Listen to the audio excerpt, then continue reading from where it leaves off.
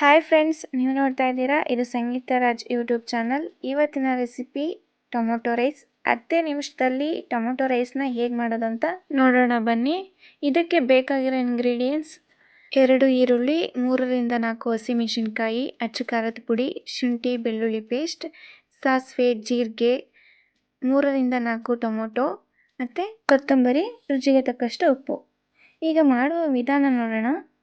Gas ಹಚ್ಚಿ ಬಾಣಲಿ ಇಟ್ಟು 2ರಿಂದ 3 ಸ್ಪೂನ್ ಎಣ್ಣೆ ಹಾಕಿ ಸಾಸಿವೆ, ಜೀರಿಗೆ, ಶುಂಠಿ ಬೆಳ್ಳುಳ್ಳಿ ಮತ್ತು ಸಣ್ಣದಾಗಿ ಹಚ್ಕೊಂಡಿರೋ ಈರುಳ್ಳಿ ಚೆನ್ನಾಗಿ ಫ್ರೈ ಆದಷ್ಟು ಹಸಿ ವಾಸನೆ ಹೋಗುತ್ತೆ, ಒಳ್ಳೆ ಫ್ಲೇವರ್ ಸಿಗುತ್ತೆ. ಅದ್ರ ಜೊತೆಗೆ ಶುಂಠಿ ಬೆಳ್ಳುಳ್ಳಿದು ಒಳ್ಳೆ ಕಾಂಬಿನೇಷನು, ಅದು ಚೆನ್ನಾಗಿ ಫ್ರೈ ಆದಷ್ಟು ಒಳ್ಳೆ ಫ್ಲೇವರ್ ಸಿಗುತ್ತೆ.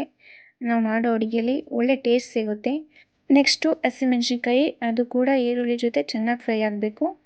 ಇದು ಬ್ಯಾಚುಲರ್ಸ್ ಇರೋರ್ಗಂತೂ ತುಂಬ ಈಸಿಯಾಗಿ ತುಂಬ ಬೇಗ ಮಾಡೋವಂಥದ್ದು. ನೆಕ್ಸ್ಟು ನಾವು ಸಣ್ಣದಾಗಿ ಹೆಚ್ಚಿಟ್ಕೊಂಡಿರೋ ಟೊಮೊಟೊ ಹಾಕ್ತಾಯಿದ್ದೀನಿ, ಇದು ಕೂಡ ಚೆನ್ನಾಗಿ ಫ್ರೈ ಆಗಬೇಕು. ಇದ್ರ ಜೊತೆಗೆ ರುಚಿಗೆ ತಕ್ಕಷ್ಟು ಉಪ್ಪು ಹಾಕೋದ್ರಿಂದ ಟೊಮೊಟೊ ಈಗ ಹಾಕಿದ್ದೀವಲ್ವ, ಸೊ ಬೇಗ ಬೇಯುತ್ತೆ.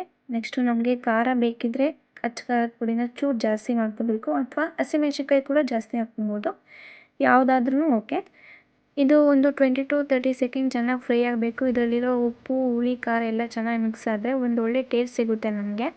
ಫೈನಲಿ ಇದು ಚೆನ್ನಾಗಿ ಫ್ರೈ ಆಗಿ ರೆಡಿ ಇದೆ. ನಾನು ಇನ್ನೊಂದು ಸ್ವಲ್ಪ ತೆಗೆದಿಟ್ಕೊಳ್ತಾ ಇದ್ದೀನಿ, ಯಾಕೆಂದರೆ 1-2 ಡೇಸ್ ಇಟ್ಕೊಂಡು ಕೂಡ ನಾವು ತಿನ್ಬೋದು.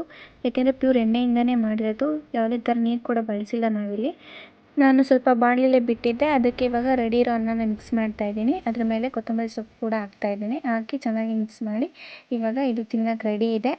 ನಮ್ಮ ಈ ರೆಸಿಪಿ ನಿಮ್ಗೆ ಇಷ್ಟ ಆಗಿದ್ರೆ ಪ್ಲೀಸ್ ನಮ್ಮ ಚಾನಲ್ನ ಸಬ್ಸ್ಕ್ರೈಬ್ ಮಾಡಿ. Thank you.